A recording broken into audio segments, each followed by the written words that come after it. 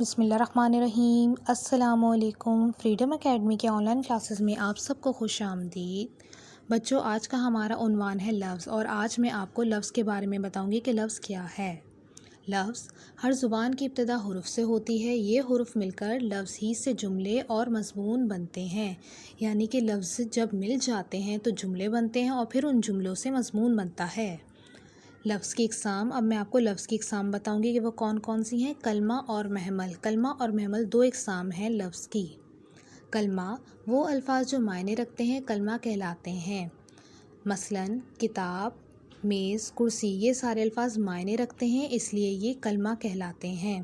جیسے کہ صبا کھیلتی ہے، اس میں موجود صبا ایک لڑکی کا نام ظاہر کرنے والا کلمہ ہے، جبکہ کھیلتی ہے اس کا کام ظاہر کرنے والے کلمات کہلاتے ہیں۔ محمل وہ الفاظ جن کے کوئی معنی نہ ہوں بلکہ معنی دار الفاظ کے ساتھ استعمال ہوں، محمل کہلاتے ہیں۔ مثلاً کرسی کے ساتھ ورسی، چاند کے ساتھ وان، جیسے کہ کھانا، وانا، پانی، وانی۔ یہ الفاظ جو کہ معنی رکھتے ہیں ان کے ساتھ جڑ جانے والے الفاظ محمل کہلاتے ہیں۔ ٹیک کیئر اسٹوڈنٹ، امید ہے کہ آج کا جو ہمارا عنوان ہے لفظ کا وہ سب آپ کو سمجھ آیا ہوگا۔ اپنا بہت خیال رکھیے گا۔ ملتے ہیں نیکسٹ کلاس میں۔ اللہ حافظ۔